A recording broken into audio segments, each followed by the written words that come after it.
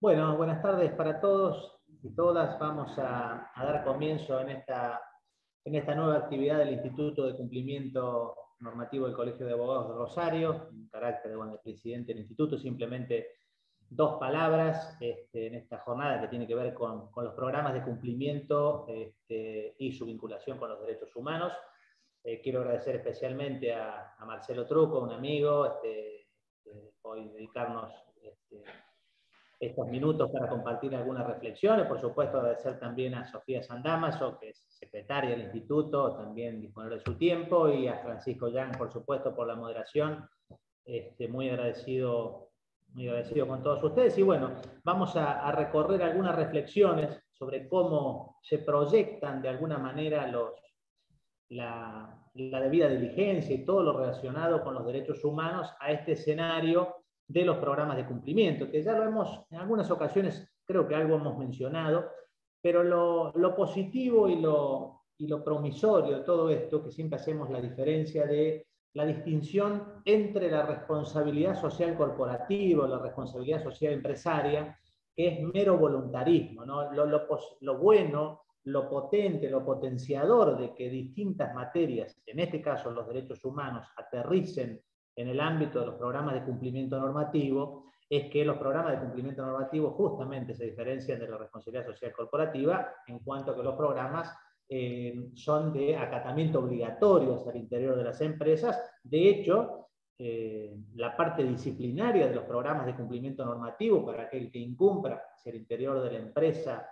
las distintas políticas específicas o el código de conducta en general, puede llegar y se vincula con la parte disciplinaria del derecho del trabajo, incluso pudiendo llegar a generar un despido con causa por incumplimiento de esto. Así que me parece que tener en cuenta ese horizonte, bueno, ojalá que, digamos, que sea un aterrizaje definitivo de los derechos humanos en este ámbito. Antes de pasarles a la palabra a Francisco, siempre es una petición que es más agradable, todos aquellos que estén en condiciones y que puedan prender sus cámaras, siempre para los expositores es más grato si están en condiciones, por supuesto, a veces por determinadas circunstancias no se puede, pero el que puede prender la cámara, bienvenido sea. Así que bueno, Francisco, les deseo una buena jornada, obviamente me voy a quedar aquí y te cedo la palabra, Francisco, que das en uso de la misma. Muchas gracias, Cristian. Hola, buenas tardes. Es un placer compartir este espacio nuevamente en el Instituto de Cumplimiento Normativo y en particular con esta temática que hoy tan presente está, ¿no? Es decir, todo lo que es el cumplimiento normativo, como decía recién vos, Cristian, en el ámbito empresarial y en particular con el abordaje de la problemática de los derechos humanos y cómo las organizaciones empresarias dan tratamiento a estos temas. Así que nada, principalmente darle espacio a Sofi y a Sofía para dar comienzo a esto, y bienvenido también Marcelo, que nos va a acompañar con todo su recorrido y toda su trayectoria. Bueno, buenas tardes a todos. Voy a compartir pantalla. Avísenme si se ve bien. Sí, se ve bien.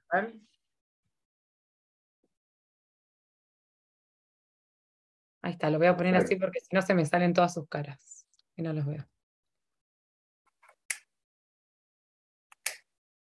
Ahí está. Bueno, el tema, como ya lo adelantó el doctor Scoponi, vamos a hablar de cumplimiento normativo empresarial y derechos humanos. Vamos a comenzar por decir un breve concepto de lo que este instituto entiende por un programa de cumplimiento, elaborado por el doctor Scoponi.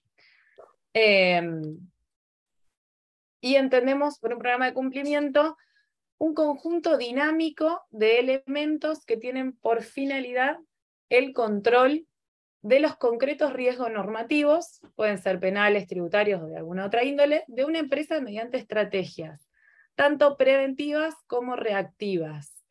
Esto lo vamos a ver a lo largo de la charla a qué se refieren este tipo de estrategias preventivas y reactivas.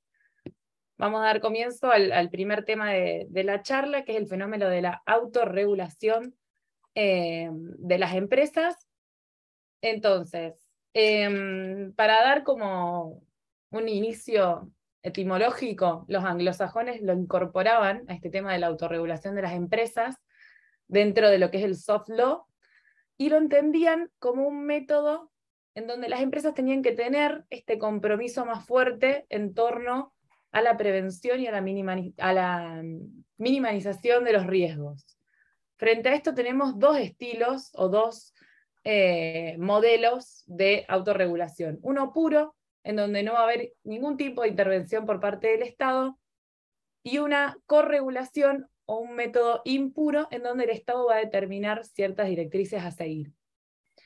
Todos estos esquemas de los derechos humanos que vamos a estar presentando en el día de hoy parten de esta imposibilidad reconocida por parte del Estado de controlar absolutamente todas las áreas que hay dentro de una empresa, dada la complejidad que ya se conoce. Entonces, esta autorregulación va a venir ¿a qué? A decirles a estas empresas que a través de estos códigos éticos o de conducta puedan captar estas situaciones fácticas que se dan y estas directrices que se dan de manera genérica y concretarlas a través de los códigos de conducta, también a la luz de cada una de las particularidades de las empresas.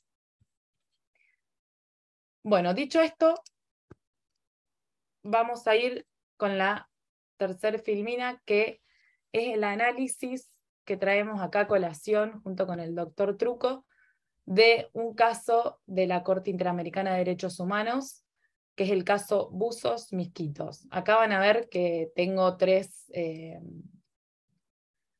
ítems para contarles. Primero, bueno, de qué manera esta empresa particular va a vulnerar los derechos humanos a través de su actividad legal, y ante esto contarles que los Buzos Misquitos son un pueblo indígena del país de Honduras, en donde particularmente en esta región, en donde se encuentra este pueblo indígena, hay una incomunicación total con el Estado.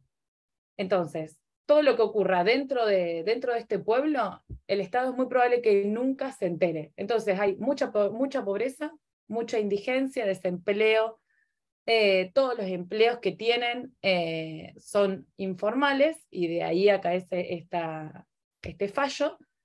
El título que dice que la empresa vulnera los derechos humanos a través de su actividad legal es porque la pesca de camarón es legal en Honduras, nada más que en esta región se realiza de manera ilegítima, al margen de la legislación vigente, en donde todos los trabajadores que se mencionan en este fallo sufrieron algún tipo de accidente, como puede ser la descompresión, ahogamiento, hipotermia. Lo peor de esto es que la empresa podría realizar todas estas medidas con ciertos recaudos, con tanques de oxígeno, con un mínimo contrato, con un salario digno, cuestión que no ocurrió, y por eso se llevaron a cabo todas las tragedias de las cuales les vamos a estar comentando. El segundo ítem es que la empresa se va a beneficiar de esta violación de los derechos humanos. ¿De qué manera? Porque no tiene que hacer ningún contrato en blanco, no paga salarios.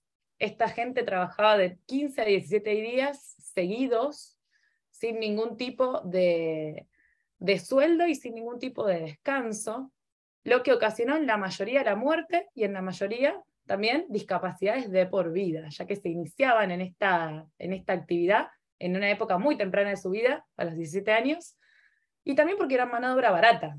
Entonces, a la empresa esto le convenía por todos lados.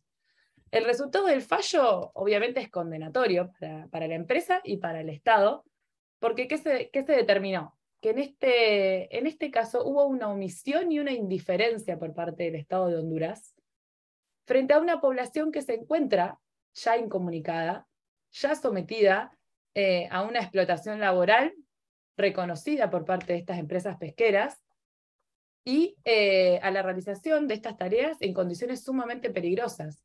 Entonces, en base a esto, Honduras aceptó toda esta base fáctica que se le presentó por parte de las ONG y reconoció la responsabilidad por la violación al derecho de la vida de 12 Buzos Misquitos y la violación al derecho de la integridad personal de otros casi 30, debido a la discapacidad que se les originó, entre otros, como es el derecho a una vida digna, garantías judiciales, derecho del niño, derecho a la salud, al trabajo, entre sin número de otros derechos que se violaron en ese caso. Introducido el caso, le doy la palabra al doctor Trucco. Marcelo, una aclaración pequeña para que es bienvenida siempre, ¿no? Es decir, al final, digamos, de la presentación, generemos un espacio de preguntas y consultas, porque naturalmente yo ya tengo la mía, o sea que yo me voy a guardar para ese momento y trasladar todas las inquietudes que se nos van a ir generando. Cómo no, con todo gusto. Bueno, ante todo, muy buenas tardes. El agradecimiento al doctor Scoponi, gracias Cristian por la invitación, por supuesto Sofía, Francisco, y bueno, y todos los que nos están acompañando en la tarde de hoy, en esto que me parece un tema absolutamente importante, ¿no? Antes de retomar lo que bien venía comentando Sofía respecto a este caso tan trascendente, en el ámbito de la Corte Interamericana, ¿no? Hoy hablar de empresas y derechos humanos es, no tengan duda, hablar de un tema que está sobre la mesa del diálogo interamericano, ¿no? Especialmente de la Comisión, la Corte Interamericana, a partir de la preocupación de los estados, ¿no? Es decir, cómo, y fundamentalmente frente a situaciones que están implicando serias y graves violaciones a derechos humanos, ¿no? Este caso que estamos comentando refleja la parte más cruel, ¿no? Cómo a partir de una actividad legal, como es este caso una explotación pesquera o de extracción de recursos, bueno, hay violaciones graves al principio de igualdad y no discriminación, al respecto, ¿no? Aprovechándose de la situación de grupos de personas en extrema situación de vulnerabilidad. Bueno, eso va a marcar, sin dudas, una preocupación por parte de la comunidad internacional.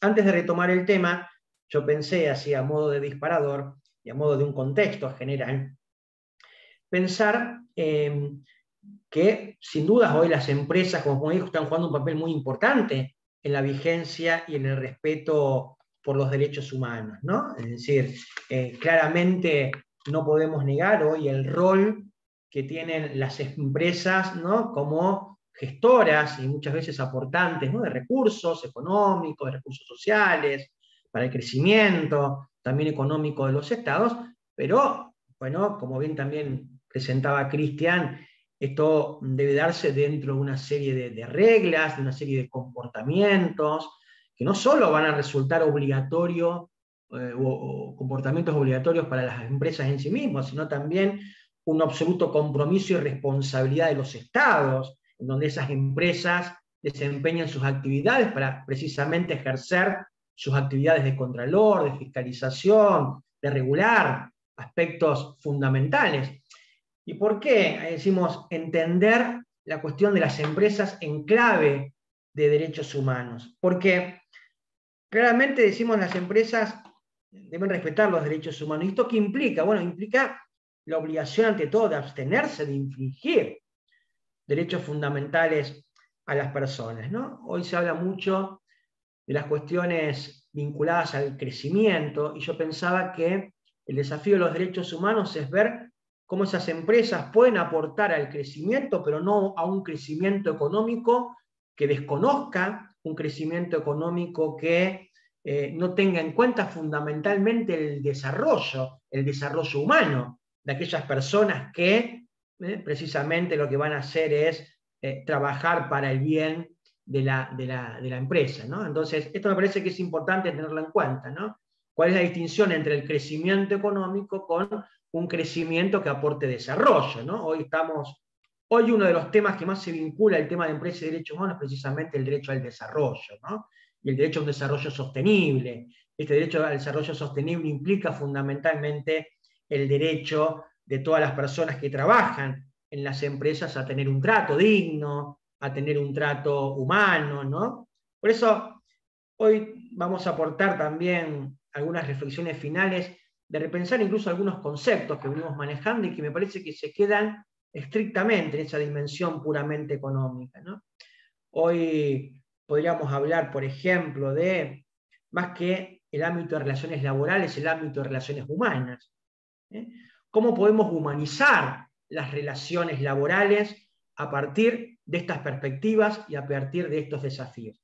Y en esto el sistema interamericano de protección de derechos humanos ha aportado distintas visiones, ¿no? Nosotros vamos a ver estos casos en donde la Corte Interamericana de alguna manera insta a los estados a precisamente reafirmar su compromiso por el control y por la fiscalización de estas empresas. Incluso, como vamos a ver, obliga muchas veces a los estados a asumir responsabilidades y a tener que reparar cuáles son las consecuencias de las violaciones, ¿no? Provocadas por esta falta de contralor. Pero no quedarnos en el diagnóstico, porque me parece que lo valioso del sistema interamericano, a partir de la Corte y fundamentalmente la Comisión Interamericana, es poder recomendar a los estados y también a las empresas pautas concretas de acción. Es decir, ¿cuáles serían en general estos contornos en donde tanto las empresas y los estados deberían trabajar de manera vinculante para no comprometer fundamentalmente la responsabilidad y fundamentalmente para garantizar los derechos humanos fundamentales?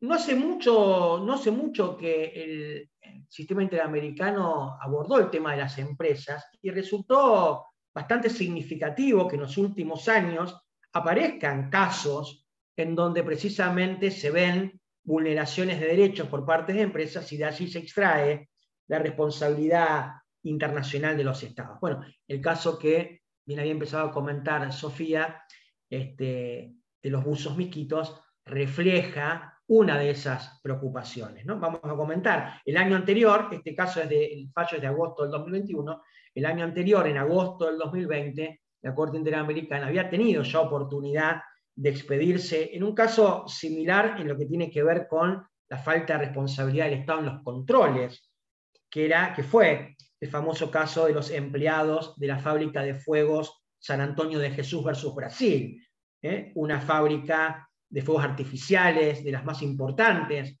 a nivel mundial, en donde un accidente, entre comillas, hizo que explote la fábrica de fuegos artificiales y también eso provocara la muerte de más de 60 personas, entre ellas la mayoría niños y niñas que estaban siendo prácticamente explotados en esa actividad empresarial.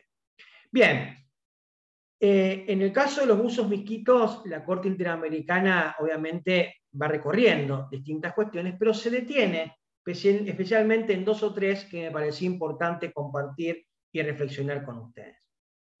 Primero, como dice ahí la filmina, la Corte resalta en qué consiste la obligación de garantía, es decir, cuando un Estado se obliga a garantizar derechos, en definitiva, ¿a qué se obliga? Y dice, bueno, se proyecta más allá de la relación entre los agentes estatales y las personas sometidas a su jurisdicción, y abarca también el deber de prevenir en esfera privada que terceros vulneren los bienes jurídicos protegidos. Esto es muy importante porque parece que precisamente esta obligación de respetar y garantizar derechos que asumen los Estados en el marco de las convenciones internacionales se limita solamente a una obligación que descansa en los agentes estatales que expresan la voluntad del Estado. La Corte Interamericana parte, me parece con mucha certeza, de que abarca también el deber de prevenir en la esfera privada que terceros vulneren los bienes jurídicos protegidos. Ahora bien, la obligación de garantizar no solamente se contenta con el aspecto normativo. Esto es interesante también poder tenerlo claro. Ustedes saben que el Pacto de San José de Costa Rica, es decir, la Convención Americana de Derechos Humanos, trae un artículo muy valioso, el artículo 2, cuando señala claramente que los estados, al momento de firmar y al momento de ratificar estos compromisos, asumen la obligación de adoptar aquellas medidas legislativas, pero también las medidas de otro carácter que sean necesarias para garantizar los derechos y las libertades de las personas que están protegidas por la Convención.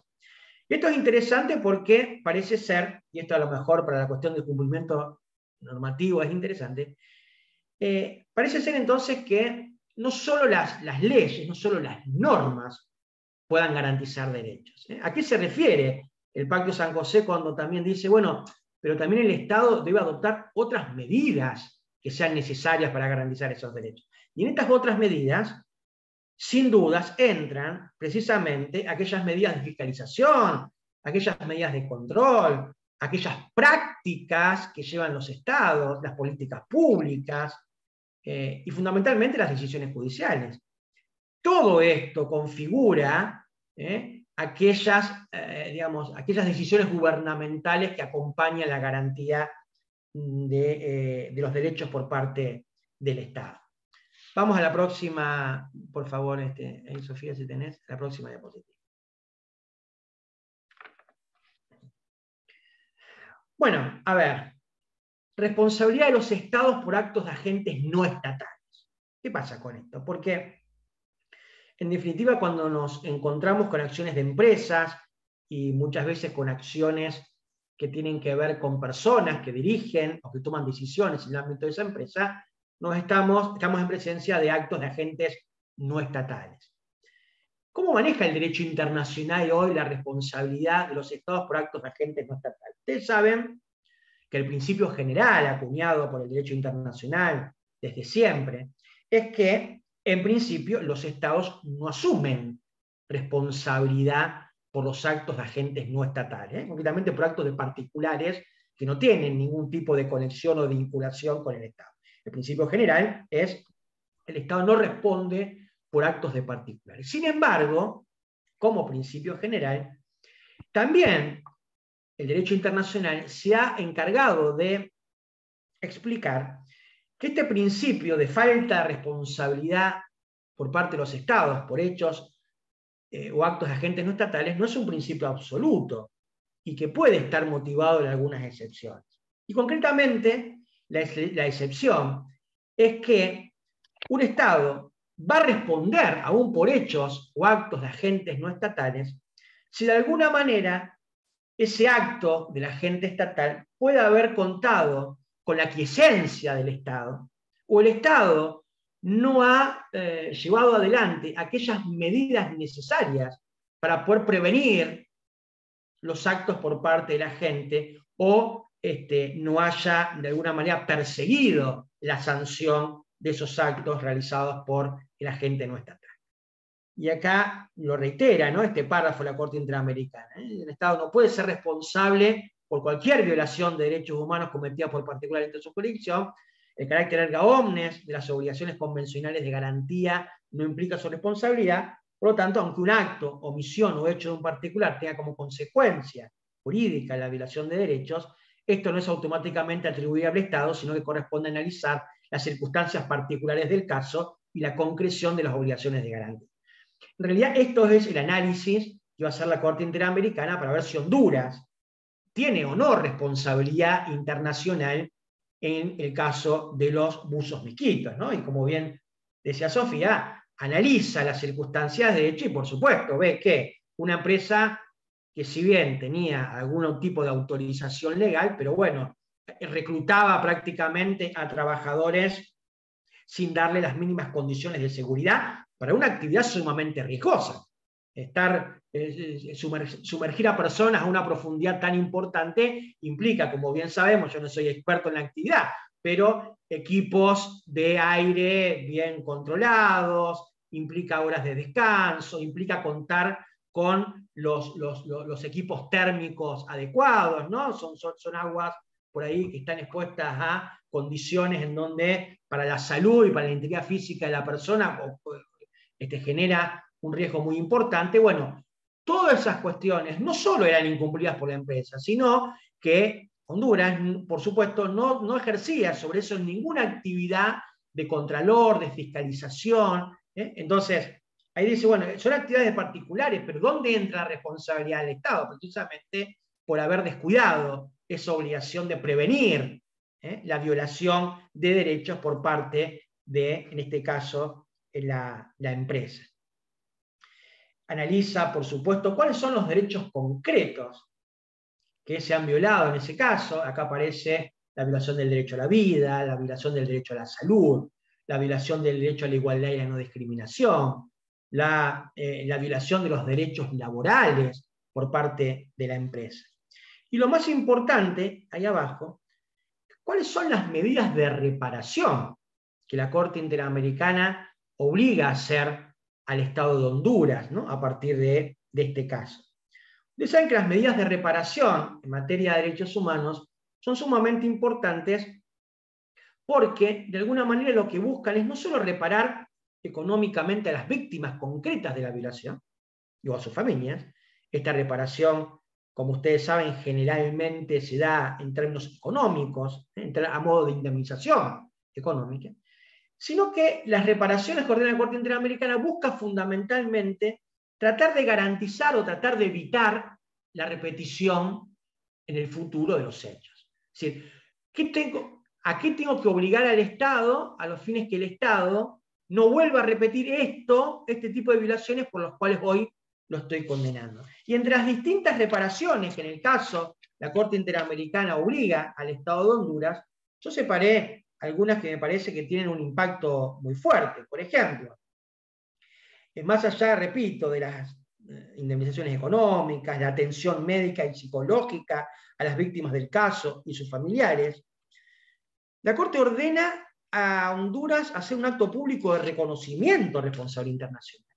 Esto tiene un valor simbólico muy importante, hacerse cargo. Bueno, a ver, pida disculpas y hágase cargo, asuma la responsabilidad.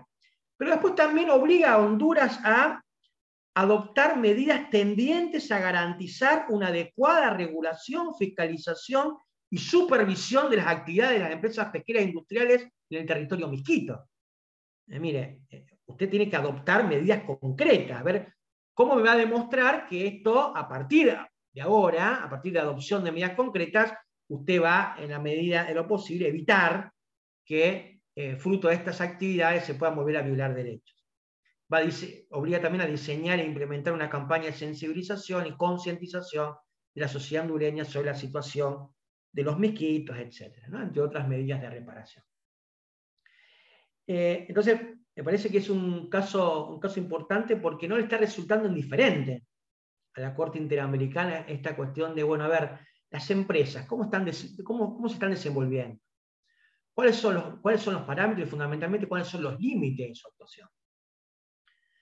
Más cuando la Corte Interamericana en el año 2016, en una famosa opinión consultiva, dejó en claro que las empresas no son destinatarias de derechos. Cuando se le preguntó al Estado de Panamá, hizo una opinión consultiva, la Corte Interamericana, y le preguntó si una empresa podría ser destinataria de derechos en los términos del Pacto de San José, la Corte Interamericana claramente respondió que no. Los únicos destinatarios del Pacto de San José son los seres humanos y no las empresas. Pero son muchas veces los trabajadores y a veces hasta personas que integran las empresas los que claramente pueden ver mermados sus derechos y obligaciones en los términos de la Convención. Vamos a la próxima, Sofía.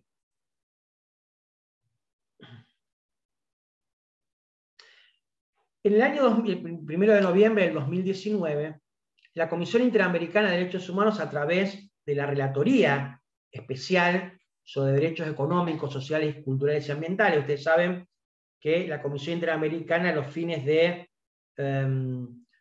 enriquecer su trabajo, lo que ha hecho es dividir precisamente sus funciones en distintas relatorías sobre temas específicos. Relatoría sobre libertad de expresión, relatoría sobre derechos de los pueblos indígenas, relatoría en relación a los derechos de la persona privada de libertad, etcétera, relatoría sobre los derechos de la mujer, y una relatoría específica es la relatoría sobre los derechos económicos, sociales, culturales y ambientales. En el año 2019 tenemos este informe de la Comisión Interamericana concretamente sobre empresas y derechos humanos. ¿Cuáles son los estándares interamericanos que a criterio de la Comisión deben seguirse para poder encontrar un diálogo fructífero entre empresas, derechos humanos y también responsabilidad de los estados? Vamos a repasar algunos, me parece, señalamientos que son muy importantes por parte de la Comisión Interamericana, pero antes vamos a decir que estos informes, por supuesto, no tienen el carácter vinculante que tienen los fallos, por ejemplo, de la Corte Interamericana de Derechos Humanos. Sin embargo, no pueden ser vistos como unos menos instrumentos, como fuese una especie de papel mojado en que, bueno, sí, lo dice la Comisión Interamericana, pero está bien, está ahí. No, implican, lo dice la propia Comisión, implican pautas muy concretas que los estados deben tener en cuenta, ¿no? Es decir, deben hacer los mayores esfuerzos para poder cumplir y para poder seguir estas pautas que la Comisión Interamericana resume y sintetiza a partir de este informe. Lo primero que va a empezar a abordar la Comisión Interamericana en este informe sobre empresas y derechos humanos es que, independientemente de su tamaño, de sector de la actividad, el contexto operacional o estructural, las empresas desempeñan un papel ciertamente relevante en la vida política, económica y social de los pueblos del continente americano. Por eso, cuanto más sensible y comprometida sea su actuación con los derechos humanos, mejor aportará a su efectiva vigencia, ¿no? Lo que decíamos al comienzo. El máximo órgano de protección de derechos humanos del continente, como es la Comisión, reconoce, ¿no?, el valor que tiene para la vida política, económica y social las empresas. Por eso, dice, bueno, hay una necesidad de que esas empresas tomen conciencia de la sensibilidad y el compromiso para con el respeto de los derechos fundamentales. Fíjense esto de, independientemente de su tamaño, sector de actividad, contexto operacional o estructura. ¿Por qué? Porque los destinatarios de estos estándares puede ser desde una empresa multinacional que opere en un estado determinado, como puede ser una pequeña y mediana empresa, ¿no? Es decir, con esto la Comisión quiere aclarar que el mensaje y la necesidad del cumplimiento de determinadas normas en materia de protección de derechos va para todas las empresas, ¿no? Incluso para aquellas empresas que en principio a lo mejor en su propia actividad no encierren en sí misma una actividad riesgosa, porque si no parecería ser de que la obligación de vigilancia, de control solamente van para aquellas empresas que se dedican a, no sé, la fabricación de fuegos artificiales, o para aquellas empresas que se dedican a la minería, o aquellas empresas que están más comprometidas por ahí su actividad con el medio ambiente. No, no, está dirigida a todos, porque si bien hay una lupa a lo mejor que se deberá dar sobre algunas actividades en particular, ello no exime al cumplimiento de las normas para todas las empresas, aún aquellas que sean pequeñas y medianas empresas. También advierte la Comisión de que pueden darse la necesidad de la sensibilidad y compromiso en materia de derechos humanos, puede darse fundamentalmente por las relaciones asimétricas de poder que pueden existir entre las empresas y las personas. Esto de trabajadores y trabajadoras que muchas veces se ven ante situación de debilidad, y eso implica también a lo mejor tener que someterse y acordar cuestiones absolutamente desventajosas en las relaciones laborales, ¿no? Un absoluto aprovechamiento por parte de las empresas de la debilidad de esos grupos de personas. Y fíjense ahí, lo que dice ahí en la diapositiva, ¿no? Las empresas pueden ser agentes positivos para el respeto y garantía de los derechos humanos, pueden generar o motivar con sus acciones y comportamientos cambios claves, dar el ejemplo para transformar experiencias de impunidad y abuso sobre derechos humanos, como también coadyuvar a alcanzar los objetivos de desarrollo sostenible de la Agenda 2030. ¿Saben? Esta Agenda 2030, estos compromisos tan importantes que Naciones Unidas da y que tienen que ver con el desarrollo sostenible, ¿no? Empresas, derechos humanos, desarrollo sostenible, ¿no? Cómo las empresas pueden aportar al cumplimiento, ¿no?, de esta Agenda 2030. En tal sentido, hay un compromiso público y de buena fe de las empresas que va a resultar esencial para fortalecer iniciativas que se lleven adelante, así como la construcción de confianza entre empresas, autoridades y población, de forma que se trascienda la visión de responsabilidad social empresaria tradicional hacia parámetros vinculantes dirigidos al efectivo respeto de los derechos humanos y al ejercicio de la debida diligencia en materia de derechos humanos, que decía Cristian, ¿no?, que me parece sumamente importante, ¿no? Fíjate, parámetros que trasciendan la visión de la responsabilidad social empresaria hacia parámetros vinculantes, ¿no?, es decir, obligatorios, dirigidos al efectivo respeto de los derechos humanos.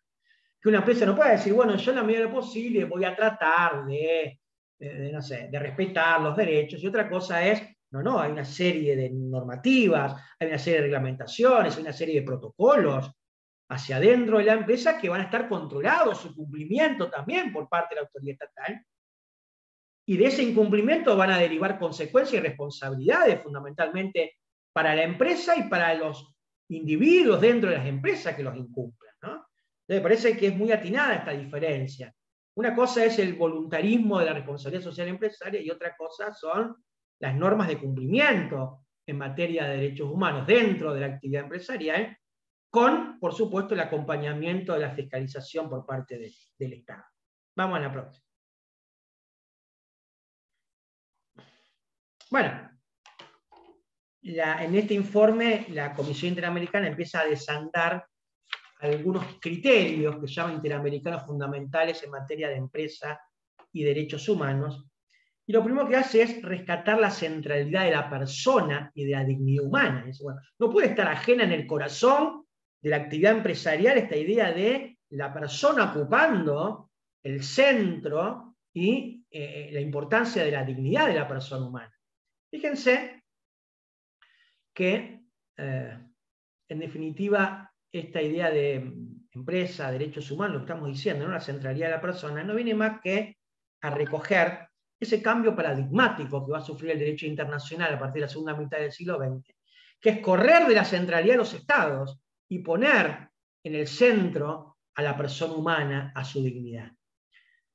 Ahora, ¿qué implica que las empresas deban reafirmar el compromiso por la dignidad humana y por la centralidad de la persona? Bueno, la Comisión Interamericana dice claramente que esto implica la búsqueda por parte de las actividades empresariales de asegurar que toda decisión que se aplique respete el principio pro persona en aras de alcanzar el resultado que mejor proteja al ser humano y que menos limite la realización de sus derechos fundamentales.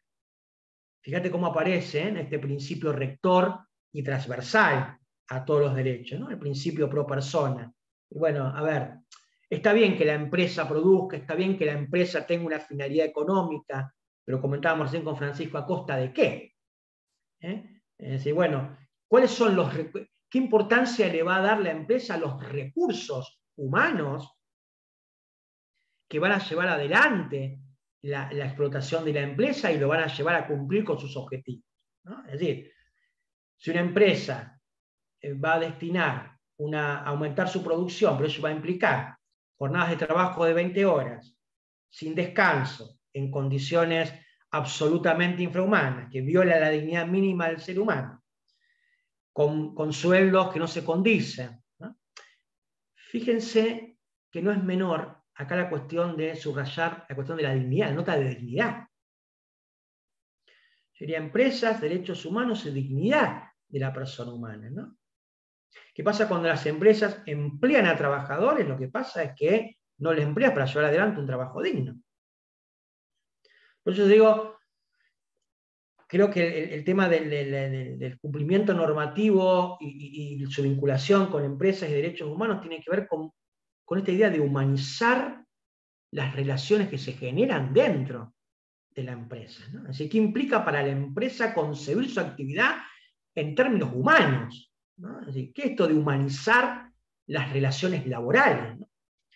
Me parece que es muy importante porque la Comisión vincula fuertemente la cuestión de la centralidad de la persona en la cuestión también del derecho al desarrollo, ¿no? El valor particular del derecho al desarrollo es que este debe ser sostenible, y para que el desarrollo sea sostenible, debe poner necesariamente en el centro de atención en el bienestar y en el desarrollo de las personas.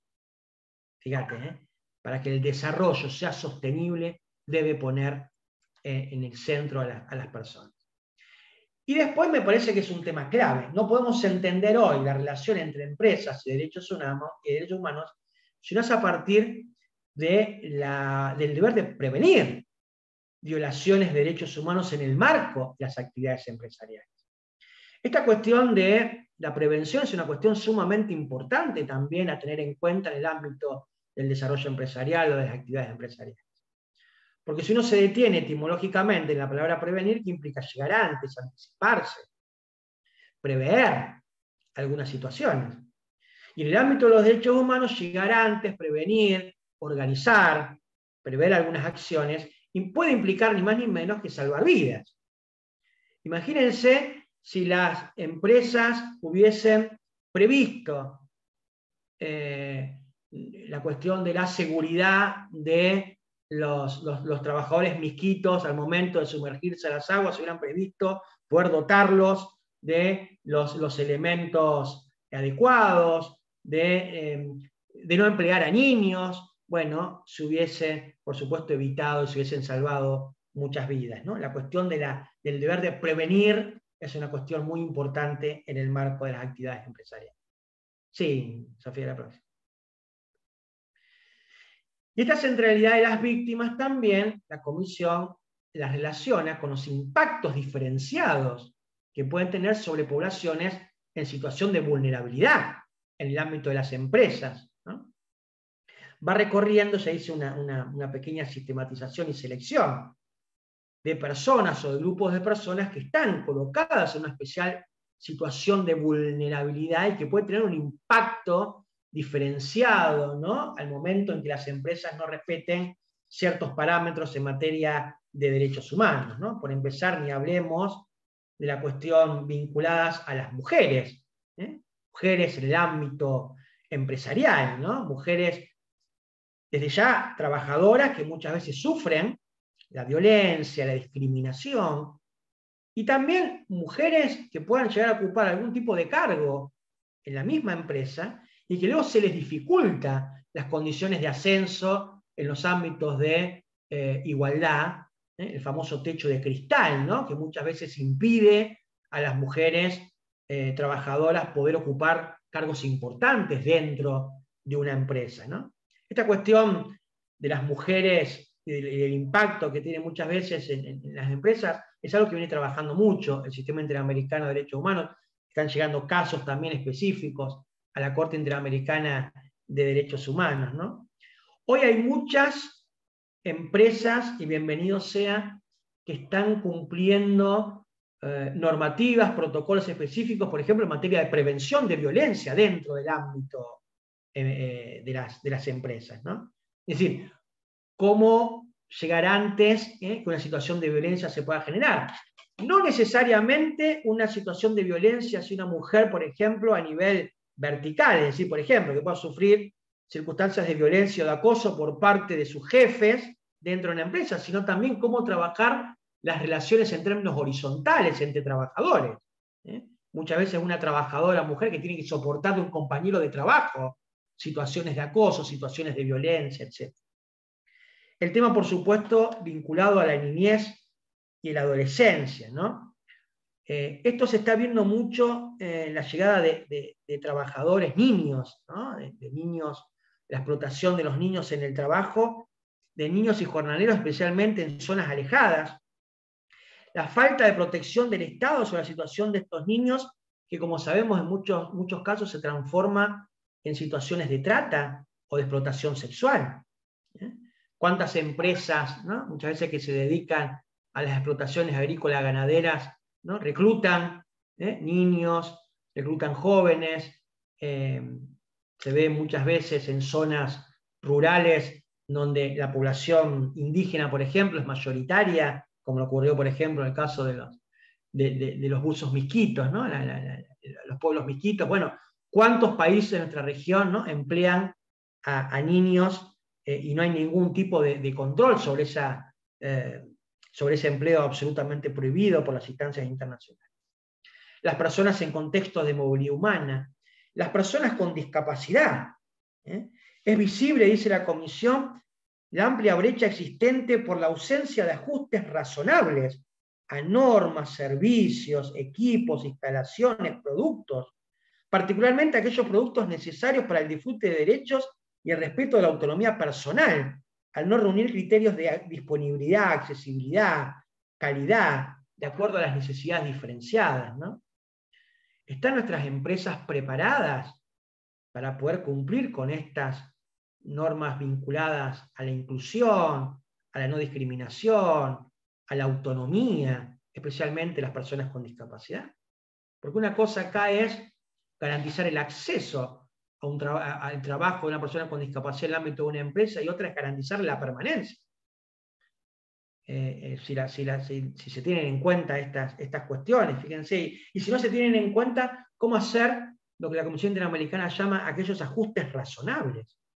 Los ajustes racionales, cómo la empresa puede modificar sus criterios, sus pautas, cómo puede modificar sus políticas y sus acciones tendientes a asegurar, por ejemplo, en el caso de las personas con discapacidad, el acceso en condiciones de igualdad. Ni hablar, por supuesto, la situación de las personas mayores y de los pueblos indígenas o comunidades afrodescendientes y de población campesina, ¿no? Proyectos de extracción y desarrollo suelen implementarse en territorios ocupados históricamente por grupos pertenecientes a pueblos y comunidades indígenas. Y vemos cómo estos pueblos se encuentran en situación de vulneración, de pobreza, de exclusión, de despojo territorial y de negación de sus derechos. Como vemos muchas veces la instalación de empresas y actividades de desarrollo que explotan y extraen recursos naturales que pertenecen a los pueblos indígenas. Esto se ve mucho en muchos casos contra Guatemala, contra El Salvador, contra México, contra Honduras, en donde precisamente los pueblos acuden al sistema denunciando la violación por parte de empresas a sus recursos naturales, ¿no? a la propiedad sobre la tierra, en aras a encontrar un lugar para la explotación económica de la empresa. Bueno, se vulneran derechos fundamentales de estos pueblos y de comunidades indígenas, campesinas, afrodescendientes. No sé si había, después ya pasamos a esta era la última, no me acuerdo, Sofía, si ya después pasamos. Bueno. Ahora bien, frente a este diagnóstico, ¿cuáles son las iniciativas y las prácticas positivas en el desarrollo del ámbito de empresa y derechos humanos? Hemos visto en este breve repaso una situación de algunos grupos en particular, pero más allá del diagnóstico, ¿cuáles son aquellas acciones por las cuales los estados pueden colaborar para que las empresas puedan generar modelos de desarrollo que tengan en cuenta fundamentalmente los derechos humanos? Primero, para la Comisión Interamericana es fundamental que desde los estados impulsen el diseño e implementación de legislación que permita proteger de manera efectiva a poblaciones en situación de vulnerabilidad en el marco de las actividades empresariales. Esta cuestión de la normatividad, ¿no? Obligatoria. Esto tiene que ser generado, por supuesto, por los estados, ¿no? Diseñar e implementar legislación a los fines de esa protección. Pienso que esas legislaciones pueden ser consensuadas, pueden ser trabajadas en conjunto con las asociaciones empresariales. Siempre aquellas construcciones que sean dialogadas, que parten del consenso, tienen mucha mayor fuerza que aquellas normativas que muchas veces suelen ser vistas como impuestas, en este caso por parte del Estado. Entonces, llamar a las asociaciones empresariales, llamar a las grandes multinacionales que trabajan en un Estado y poder acordar algún diseño de legislación en particular. Luego, el diseño e implementación de protocolos en materia de derechos humanos, ¿no? Es decir, protocolos en materia de prevención de violencia de género, en materia de trabajo con respecto a personas con discapacidad, respecto al empleo de adultos mayores, ¿no? Protocolos, me parece que son muy importantes en materia de derechos humanos y empresas. También el Estado puede aportar la iniciativa de capacitaciones sobre distintas temáticas de derechos humanos que puedan ser útiles para el desarrollo empresarial. Muchas veces estas capacitaciones tienen como destinatarios el ámbito público y, ¿por qué no, también al ámbito privado? Parece que sería muy valioso. Protocolos de actuación en casos de violencia, por ejemplo, dentro del ámbito empresarial. No solamente aquellas violencias vinculadas a la violencia de género, sino también a las violencias en general, al buen trato, a las relaciones cordiales que se puedan dar dentro del ámbito de la empresa, aquellas cuestiones que tienen que ver con cómo regular el afrontamiento de conflictos que puedan darse hacia dentro de la empresa, cómo protocolizar cuáles son los canales de denuncia adecuados. Todo eso tiene que ver con derechos humanos. No es lo mismo, por ejemplo, para una mujer que en el ámbito de una empresa puede estar sufriendo, puede estar denunciando un ámbito de una situación de acoso, de denunciarlo ante un gerente o ante un jefe que a lo mejor no tiene perspectiva de género, hacerlo en un ámbito de mucha mayor confianza con una mujer que sea destinada para eso en el ámbito de la empresa. Sí, vamos terminando. No sé si hay alguna próxima. Y finalmente, las recomendaciones a los estados, ¿no? Revisar el marco normativo interno aplicable al contexto de empresa y derechos humanos. Establecer por ley el deber de las empresas de informar públicamente sobre el impacto anual de sus operaciones en derechos humanos, como sus programas de debida diligencia en la materia para evitar abusos y violaciones. Asegurar que las nuevas tecnologías de la información y comunicación sean usadas por los estándares en materia de derechos humanos. Fíjense qué importante esto, ¿no? Que las nuevas tecnologías, que obviamente son tan importantes, pero puedan ser usadas bajo estándares en materia de derechos humanos que garantice la privacidad, que garantice la confidencialidad, que no viole determinadas cuestiones vinculadas al honor, por ejemplo, de las personas, el acceso a la información. Realizar campañas de información, sensibilización y concientización sobre la responsabilidad de las empresas de respetar los derechos humanos, ¿no? Me parecía que, no sé si hay alguna más, Sofía. No, ahí ya estamos. Pasamos a la última aplicación. Fíjense entonces que este informe es sumamente importante para cumplir este último, ¿no? Sensibilizar. Yo creo que estos informes tienen que estar repartidos en todas las empresas, ¿no? Son estándares muy precisos, marcan estándares de actuación muy concretos para que las empresas puedan ajustar precisamente sus prácticas y sus conductas a su cumplimiento. Dejo, Francisco, entonces también ahí para que vos puedas exponer algunos Marcelo, puntos. muchas gracias. La verdad que es sumamente clara toda la exposición. Hagamos un espacio también para consultas. Si yo tengo una duda que naturalmente se me presentó, y lo que realmente uno se cuestiona es, ante un caso de violación de un derecho humano en un ambiente laboral, naturalmente esto tiende a desestabilizar, ¿no? Desestabiliza la relación laboral, es decir, la relación laboral que viene dentro de la ley de contrato de trabajo, que trae un montón de derechos y obligaciones, y uno de los pilares fundamentales es la buena fe.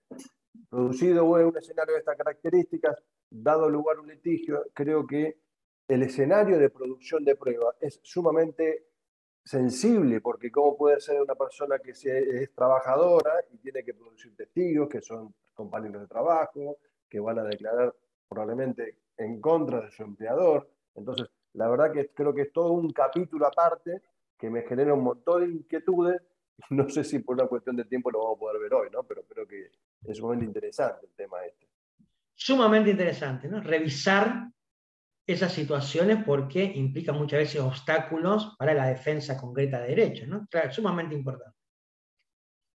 Yo quería resaltar por último que también todo lo que mencionó Marcelo parece que solo se aplica a empresas grandes de mucha cantidad de empleados, pero también estaría bueno decir que, bueno, acá justamente en Argentina tenemos la 27401, en donde, ¿por qué no se podría aplicar todo el tema de los derechos humanos en una pyme? En una empresa, una pequeña y mediana empresa que representa casi el 90% de las empresas de nuestro país, y que no necesariamente es una empresa así multitudinaria, todo a través del principio de proporcionalidad, como también lo mencionaba Marcelo antes, de adaptar estos procedimientos y estas directrices generales que se dan a la particularidad de cada una de las empresas, como mencionaba Cristian también, a través de un código de ética fundamental, un canal de denuncias que sea capaz de detectar estas irregularidades y que a su vez estas irregularidades sean conocidas por cada uno de todos los empleados, que eso se va a dar a través del código ético de conducta, y también a través de, como decía Marcelo, una capacitación, una sensibilización en esta materia de derechos humanos para conocer cada una de estas pautas de conducta que van a formar parte de la cultura de cada empresa. Sí, y comparto absolutamente, ¿no? Por eso, fíjate que en el informe empieza la comisión aclarando eso, de que no importa el tamaño de la empresa, no importa también el tipo de producción, y se encamina fundamentalmente a la cuestión de las pequeñas y medianas empresas. Ahora, para mí es importante el acompañamiento y el contralor del Estado, porque está muchas veces esta percepción de que en mi empresa, viste que muchas veces empresarios dicen, en mi empresa yo hago lo que quiero y prácticamente eso genera un nivel de discrecionalidad que incluso hasta puede decidir la violación de derechos, ¿no? Es decir, bueno, no, en mi empresa no existe esto, o en mi empresa no hay esta. Entonces la cuestión de que lo privado está exento de, parecería ser el contralor, o que solamente el Estado controla lo que tiene que ver con lo impositivo, con lo tributario, y también los Estados tienen que comprometerse a ver qué pasa adentro, ¿no? Lo que decía Francisco, que también ofrezca también herramientas de solución para que personas que puedan estar sufriendo violaciones dentro de la empresa tengan la posibilidad de tener un Estado que de alguna manera va a acompañar el reclamo. Y está probado estadísticamente que las empresas que trabajan derechos humanos, que las empresas que tienen esta cuestión, ¿no?, bien clara, lo que es el desarrollo humano y la cuestión, aumentan su producción, aumentan su productividad, lejos de lo que se piensa, ¿no?, de que una empresa que sea mucho más estricta, una empresa en donde genere espacios de confianza, una empresa que reconozca la cuestión de la igualdad y la no discriminación, una empresa en donde sus trabajadores y trabajadoras sientan ambientes confortables, donde haya espacios para el intercambio con los jefes, con los gerentes. Muchas veces nos encontramos aún con una pyme de 10 trabajadores que no conocen al dueño de la empresa. O que para llegar al dueño de la empresa parece ser que estamos hablando, bueno, concientizar esto, ¿no? Es decir, esta idea de comunidad, y esta idea que en definitiva todos estamos cumpliendo, todos vamos atrás de los mismos objetivos, y eso tiene que ver, bueno, es muy difícil a veces cuando se plantea esto, pero creo que así eso va, ¿no? Así eso va esta idea de empresa y derechos humanos. Ahí si me permitís agregar algo en la lógica de lo que vos decías, Marcelo, que siempre lo que se plantea, justamente das en la tecla para mí de este punto, porque claro, el Estado, esto que vos bien marcás, la empresa como un agente positivo, adentra la empresa, uno piensa es muy fácil, si la empresa quiere dar vigencia a los derechos humanos, crea unas políticas específicas, capacita, compromiso de la alta dirección. Ahora, el tema es lo que vos tocas acá al final, cómo el Estado, a través de esas otras medidas que dice la Convención en su artículo 2, cómo lo puede hacer. Y mi preocupación es, a veces, y que he visto algunas normas que por ahí tienden a promover esto, que el Estado cuando se acuerda y pretende promover ciertas cuestiones, apela rápidamente como un atajo de eficacia a la lógica de vigilar y castigar, ¿no? Es decir, bueno, vamos a empezar a inspeccionar, y eso no soluciona nada porque justamente los modelos de cumplimiento más exitosos y que tienden, como vos decís, a ser una cuestión de comunidad es aquellos que se basan en la cultura del cumplimiento. Entonces, la preocupación mía es eso, que a veces el Estado tiene despertares y echa mano al palo en vez de echar mano a la zanahoria, es decir, a promover la cultura del cumplimiento. Esto es una cuestión que no pretendo, digamos, porque es trasladártelo como respuesta, pero sí una preocupación de que a veces creo que falta por allí la creatividad sobre cómo, desde un prisma positivo, sin dejar de lado el carácter coercitivo del derecho, por supuesto no vamos a ser ilusos, pero generar medidas no solo de castigo, sino de premios. Creo que esto es, digamos, sería muy importante que los estados en sus políticas avancen sobre esa lógica, ¿no? Pero Sí. muy buenas las exposiciones. No, totalmente de acuerdo, comparto lo que vos decís, Cristian, ¿no? Muchas veces lo sancionatorio, por lo sancionatorio mismo, comparto que no tiene muchas veces el efecto que se busca, que es, en ese caso, cambiar alguna práctica o cambiar alguna política de la empresa que esté siendo contraria a estándares en materia de derechos humanos. Me parece que hay que trabajar por esto. Cuando muchas veces las oficinas de recursos humanos, como llaman, ¿no?, de relaciones laborales, bueno, trabajar la cuestión de los liderazgos, ¿no?, dentro de las empresas, como eso también contagia muchas veces, ¿no? ¿Quiénes son los interlocutores? ¿Cómo transmitir hacia el trabajador, hacia los trabajadores, esta cuestión de la cultura de los derechos humanos? Muchas veces nos encontramos con empresas que hagan lo que yo digo, pero no lo que yo hago, ¿no? Es decir, declaman muchas veces, pero hacia adentro después vos tenés comportamientos autoritarios, tenés comportamientos que dictan mucho de eso que se proclama. Entonces, bueno, es un trabajo, me parece, al corto y a mediano plazo muy importante y que vale la pena, ¿no?, encarar.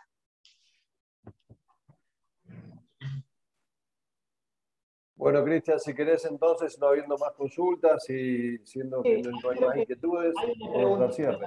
Hay una preguntita en el chat, Francisco, me parece que tenés ahí. Hay una persona que se acaba de despedir, me parece. Muchas gracias, Liliana, es excelente. Liliana. A mí me figura, a ver, hasta qué, hay una, a lo mejor me llegó por el chat privado que dice... Ah, puede ser, no lo tengo yo. Daniel, exacto. ¿Hasta qué punto el contexto económico opera como un factor de laxitud en la exigibilidad de los estándares en materia de derechos humanos? El factor económico, se lo dejo ahí, no sé si quieren agregar algo ustedes, evidentemente siempre tiene una incidencia. Si en un minuto alguno de ustedes quiere dar alguna respuesta antes del cierre.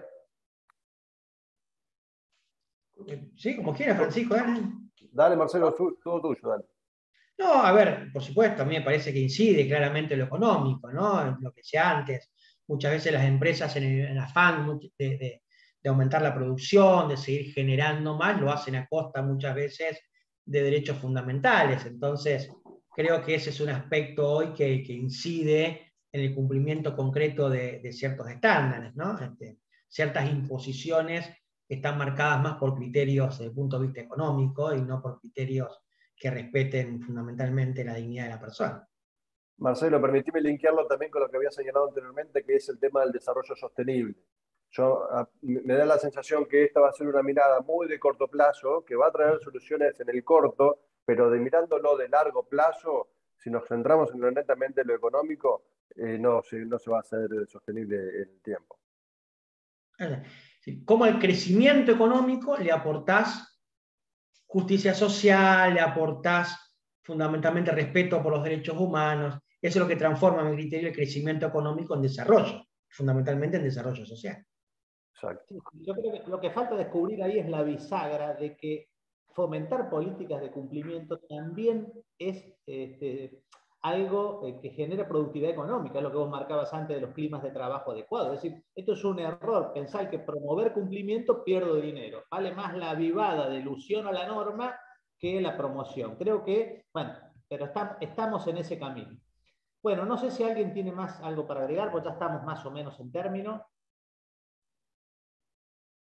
Nada, bueno, simplemente agradecerle nuevamente a Marcelo especialmente, que es, bueno, desde afuera del instituto si se quiere, a Sofía, a San Damaso y a Francisco, por supuesto, y a todos los que han estado presentes aquí, que valoramos muchísimo que nos hayan acompañado en esta actividad, más allá que después quedará disponible esto en el canal de YouTube de colegio, y por supuesto ahí les puso Sofía el mail en la filmina, todos aquellos que quieran proponer algún tema, acercarse al instituto de este novedoso tema, que pronto sin duda será una gran incumbencia profesional, quedamos a plena disposición. Bueno, un abrazo para todos. Muchas gracias, Cristian, un gusto. Gracias, Sofía, también por todo. Francisco de Chay, un honor haber compartido y adelante con el instituto, muy importante y felicitaciones. Muchas gracias. Buenas tardes para todos. Buenas tardes, muchas gracias. Hasta luego. Chao.